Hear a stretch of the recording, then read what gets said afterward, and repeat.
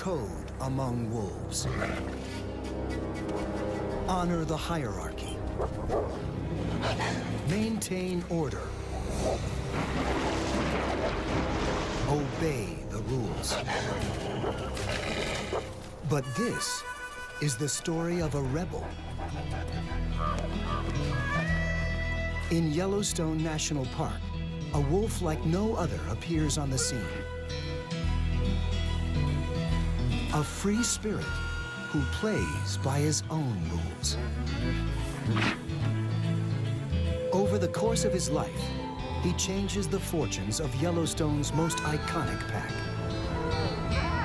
and offers a new look into the mind of a wolf.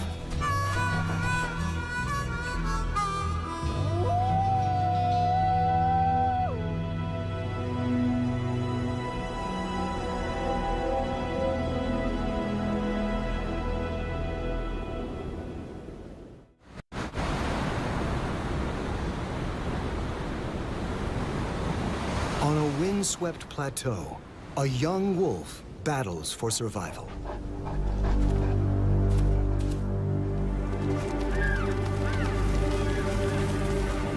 He is Black Wolf, a 2-year-old loner who recently broke from his pack. No wolf wants to be alone. It's too hard to make a living without allies. But Black Wolf is willing to take the risk for a higher status, a better territory, and a chance to breed. The urge to be with his own kind drives him onward until he stands before a new valley ruled by a mighty pack. Their presence draws him closer, but this is dangerous ground. Here, conflict is a way of life. High rank and breeding rights are often achieved through force. Many die young. But he is no ordinary wolf. Instead of strength and aggression, he's armed with cunning, and he brings his own recipe for success. His entire young life has led to this moment. It all began 2 years earlier and many kilometers away in Yellowstone's thermal caldera.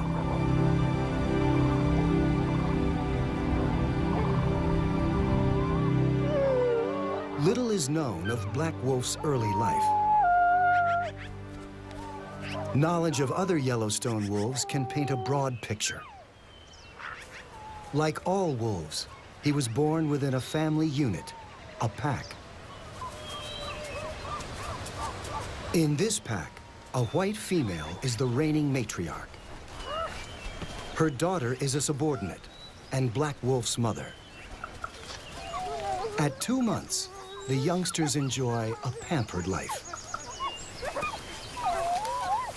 The adults constantly feed, groom, and generally fuss over them. His grandfather, the pack's alpha male, takes charge of today's food delivery. He won't allow other adults to eat until the little wolf gets his fill. Young pups are exempt from the hierarchy of adult society. Their job is to eat and play. But they develop a pecking order of their own. Black Wolf usually ends up on the bottom. His brothers and sisters practice the dominance they'll use later in life. But aggression isn't really his thing. He just loves the game and exploring the riverbank beside the den.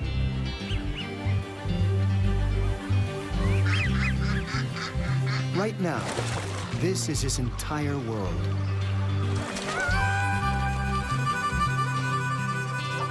But there's plenty for a curious pup to discover.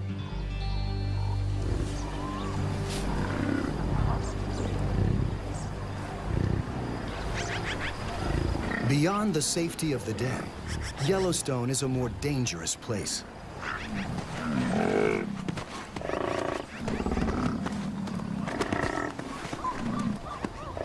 Black Wolf's grandfather must face the hazards if he's to feed his pack.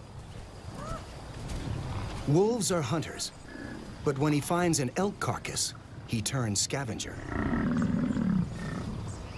Problem is, he's not alone.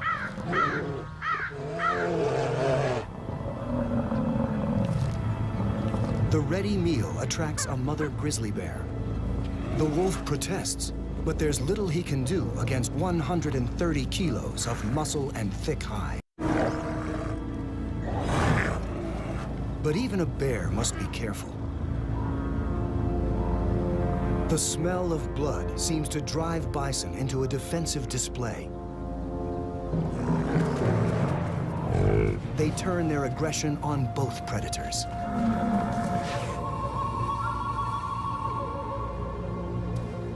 Finally, the grizzly has had enough. She rejoins her waiting cubs to look for an easier meal. In this game of round robin, perseverance pays off. The young ones are blissfully unaware of the effort it takes to feed them. They're putting on about 1.5 kilos a week, eating nearly every day.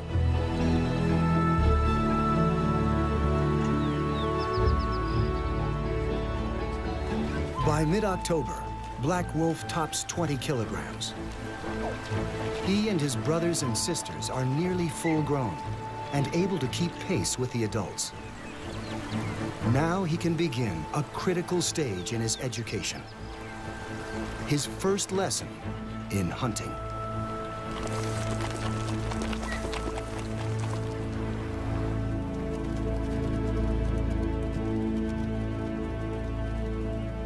In the fall, Yellowstone's elk herds migrate from the mountainsides to lower valleys.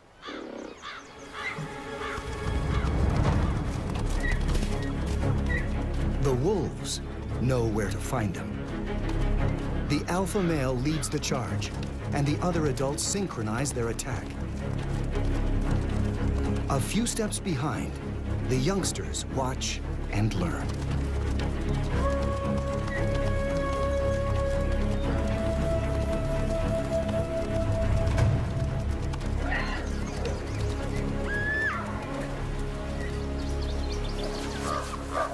With adults to teach him and a stable pack in which to grow, Black Wolf is on his way to becoming a hunter. But his small pack is vulnerable. He is the first to notice a strong scent, the smell of other wolves. His grandparents know all too well what it means.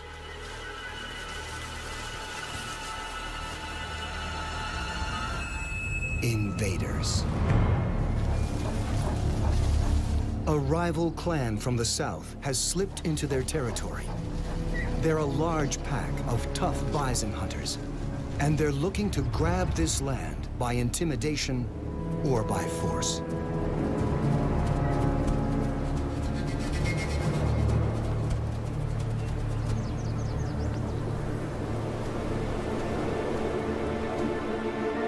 As his first winter arrives, Black Wolf's world is under siege. His family challenges the intruders, but their howls betray the small size of the pack. The invaders know they have the advantage, and they charge. Their mission is to destroy the heart of the small pack by killing its leaders.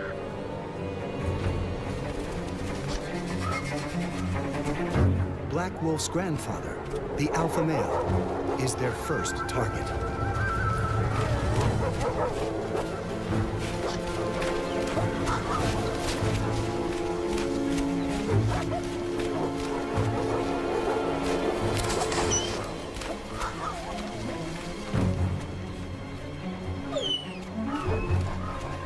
The pup is too young to intervene, He can only flee as the mob catches up with the Alpha and kills him on the spot.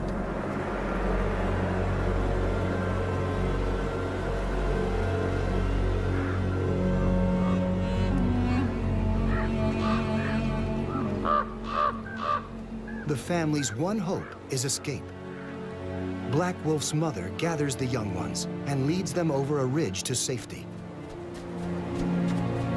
They wait for grandmother, the matriarch, to catch up. But she, too, will not be coming. The white female fought to guard her homeland and protect her family. She is mortally wounded and stays in her territory to the end.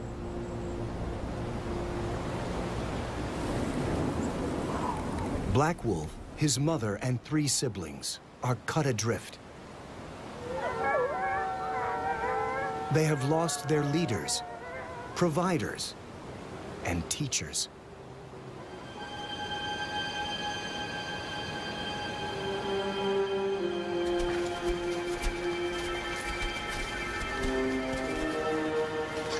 His mother cannot hunt and care for all the young on her own. Wolves routinely go several days without food. After 2 weeks, the pangs of hunger grow more intense.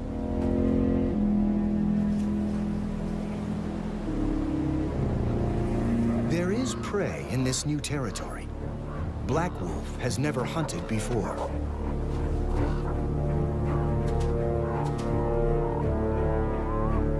If there's a time to step up, it's now.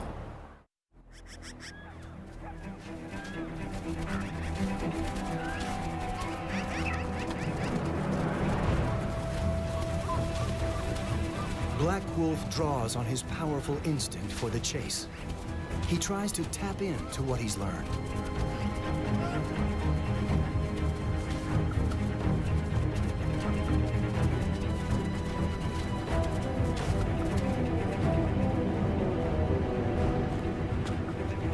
But the prey seems to sense his inexperience.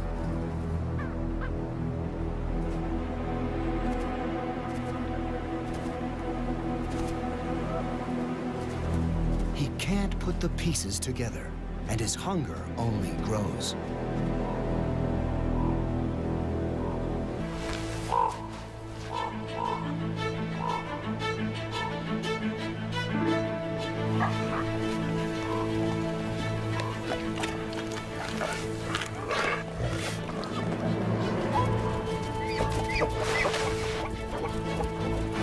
The new stepdad proves to be a solid provider.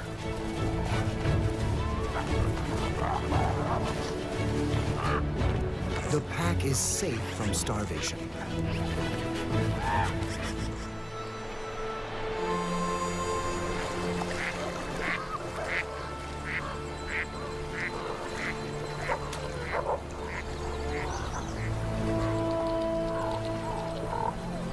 Black Wolf is a yearling now.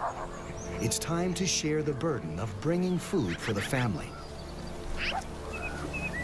He must become an elk hunter. One morning, his stepfather leads him and his brother to a nearby pond. A small group of cow elk have come to drink. Black Wolf eagerly launches the chase. But as before, the prey fights back. A kick from an elk can break a wolf's jaw.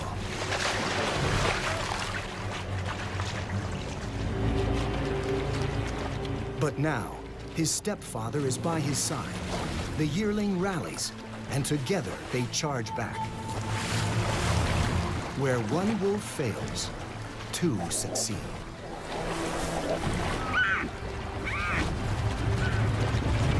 Finally, brother charges in to help finish the job. Black Wolf is a hunter now.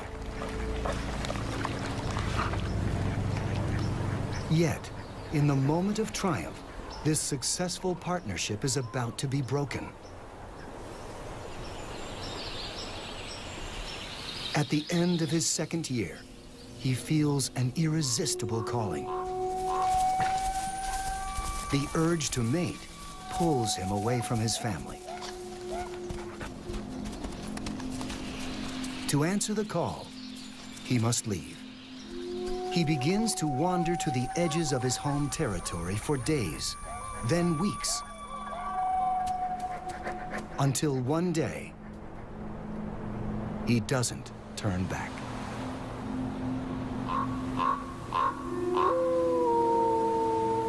He steps into the unknown as a lone wolf.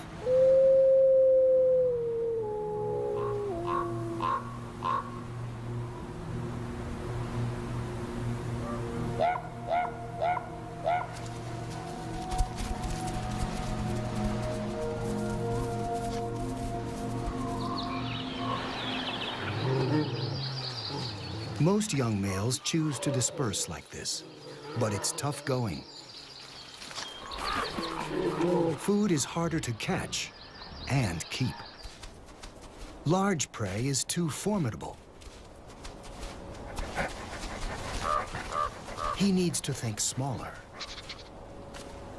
much smaller.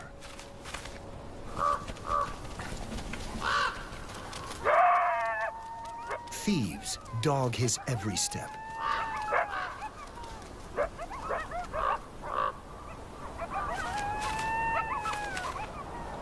No morsel is too meager for a coyote to steal.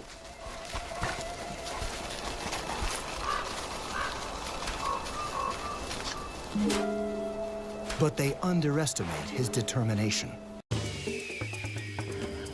This show was created for you and your family to watch together. Welcome to Nat Geo Wild. They can hassle and taunt, but they can't shake his focus.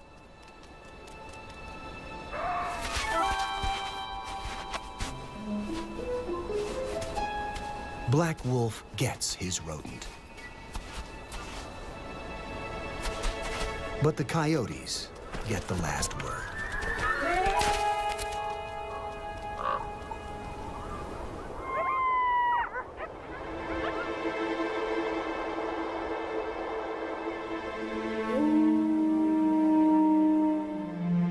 He endures this vagabond life for one reason: find a mate and end the solitude.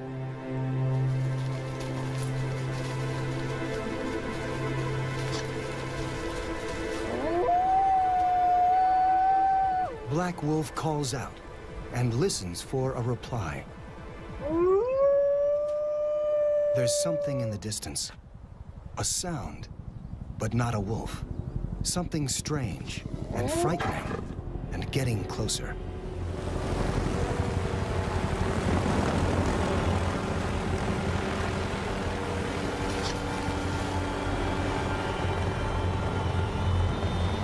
In an instant, the sky unleashes chaos, a deafening roar and blinding snow.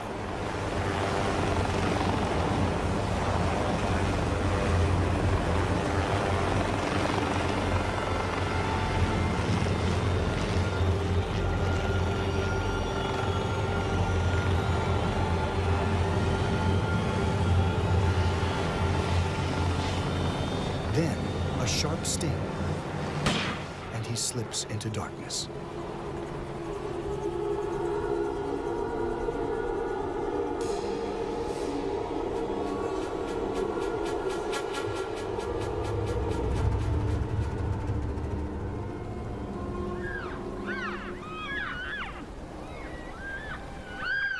Four hours later, Black Wolf emerges from his encounter with man.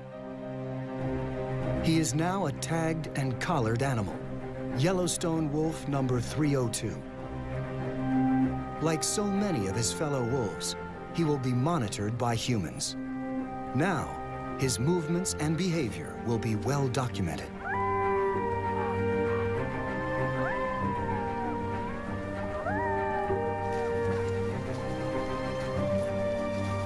The ordeal does not deter him long. He pushes north until he stands before a broad valley. The place seems tailor-made for wolves to live well.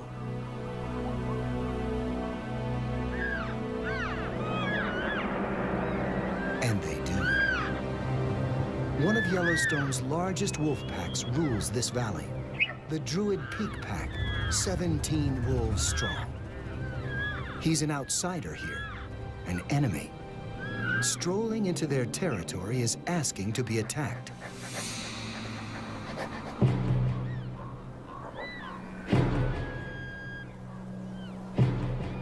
But something tells him to stick around a while.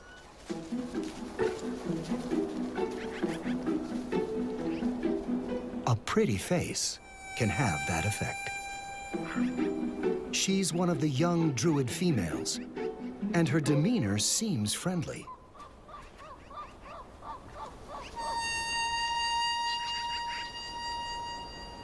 Downright enthusiastic is more like it.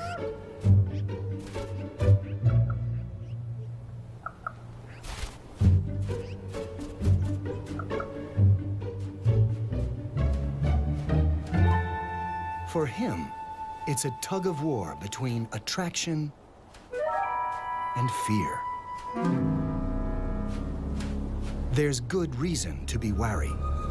Her father is the Druid leader, a powerful alpha male called 21. Black Wolf tries to play it subtle. If only she'd stop bouncing around. Too late. Alpha males kill intruders like him.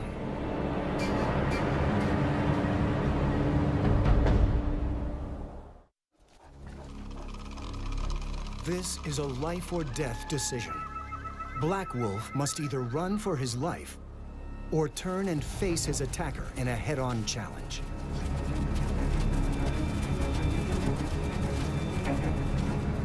But given two options, he picks a third. He faces his rival,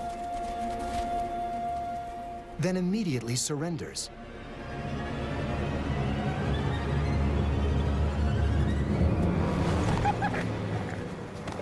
The charm offensive fails. Now he's in trouble. In his panic, he runs straight for the park road. A bad idea. More than a dozen Yellowstone wolves have died in traffic. Most won't go near it. But that is his saving grace. The road is like a force field. It stops the attacker in his tracks.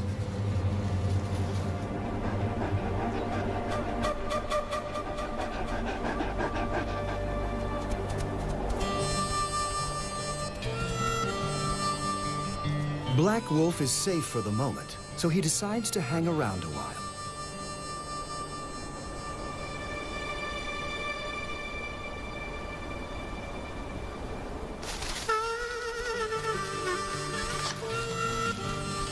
He flits about the pack, serenading the alpha's charcoal gray daughter, and every other female within earshot. When 21 catches him, he runs back to the road. This behavior is hardly typical of a male wolf.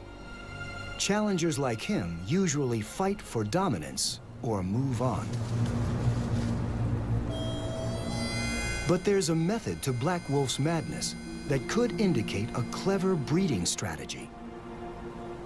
The Druid pack has many females, but 21, the Druid alpha, can't mate with them because they're his relatives, mostly daughters.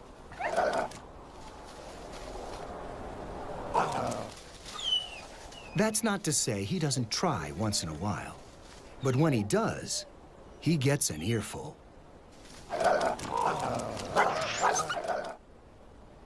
It's how wolves avoid inbreeding.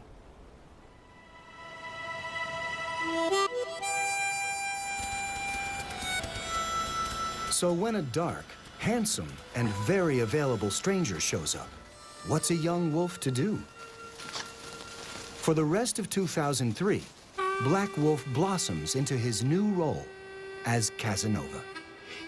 wooing females from his base of operations on the Park Road.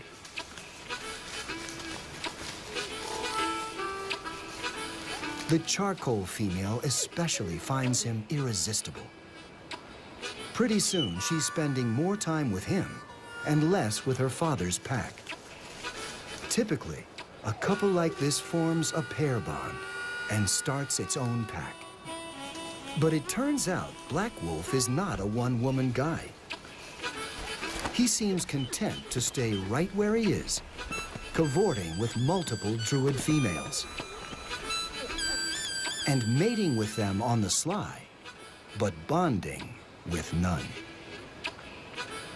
He passes another year without commitment, free of any responsibility.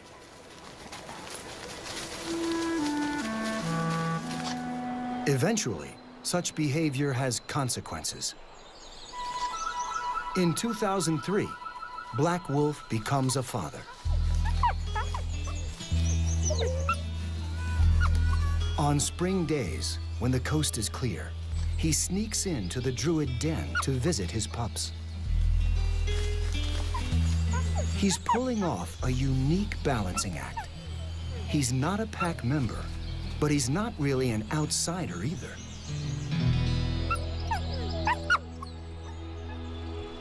Perhaps he's just biding his time, sensing an impending opportunity. The Druid Alphas, 21 and his mate, are both old wolves. In early 2004, the alpha female dies.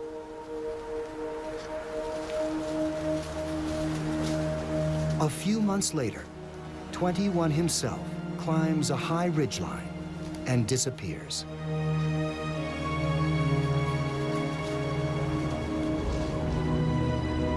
His 7-year reign, one of the longest in Yellowstone history, is over.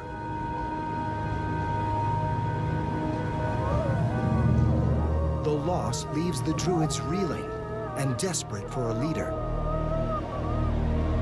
Some even abandon the pack.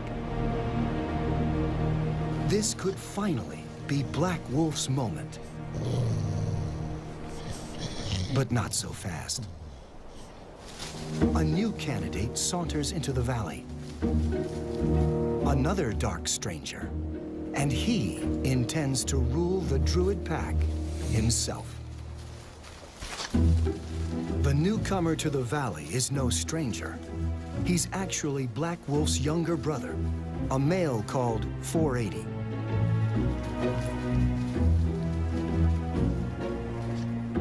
Black Wolf seems like a shoo-in for the alpha spot, but he's made a habit of doing the opposite of what's expected. He puts up no challenge and lets his brother 480 take over as alpha. After all, he's done just fine without being in charge. Why change now? He'll stay focused on the females and let his brother make decisions, protect the pack, and lead them on the hunt.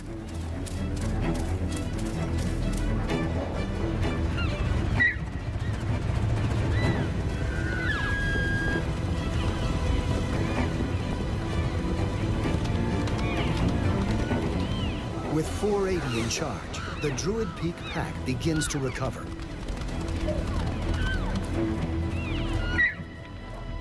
But the stability is brief. Without warning, an army pours into the valley.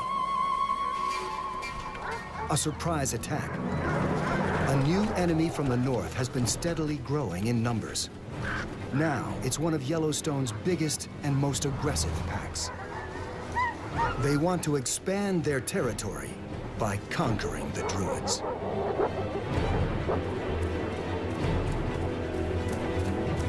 For the second time in his life, Black Wolf is on the losing side, outnumbered and on the run. As the Druids flee, he falls back on old instincts. He makes a beeline for the Park Road, his sanctuary.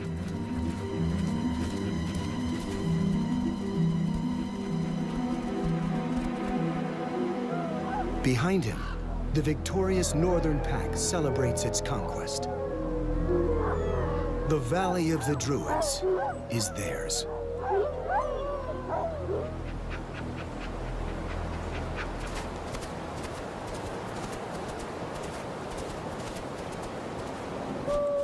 In crisis, wolves sometimes abandon their pack.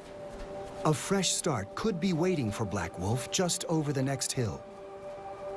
But instead, the former rambler picks up the scent of his packmates and joins them in exile.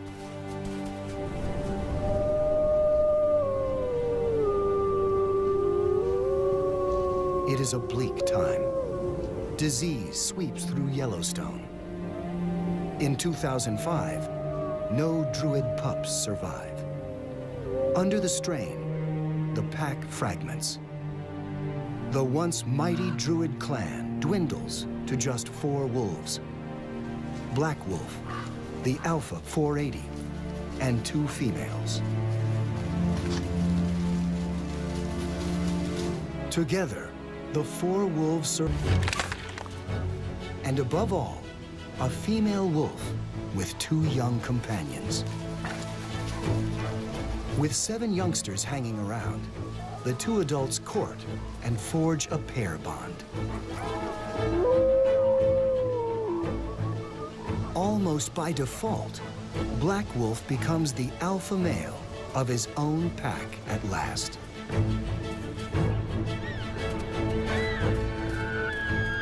Yellowstone wolves seldom live past 5. Black Wolf is nearly 10. He has lived through war, exile, and famine. He has hunted elk by the hundreds. Few wolves can match his experience.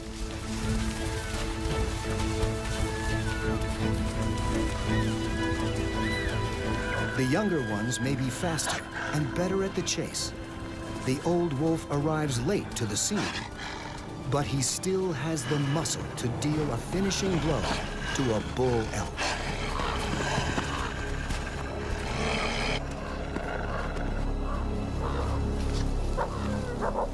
Under his steady leadership, the new pack thrives.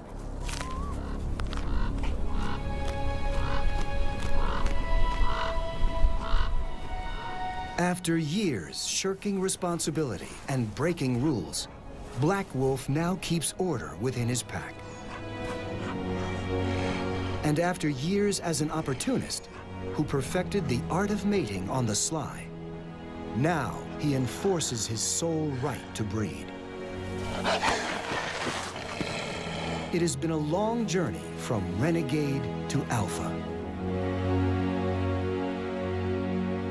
In early October 2009, he sets out to patrol his territory. He never returns. He probably clashed with enemy wolves and died defending his pack's home. He lived longer than almost any wolf in Yellowstone by avoiding such conflict. He likely sired more offspring than any other male, nearly all of them in secret. A strategy he didn't invent, but may have perfected. Just before the end, he witnessed the birth of one final litter, the only pups he ever fathered as an alpha male. In Yellowstone, the Blacktail Plateau pack lives on, and with it, the legacy of Black Wolf.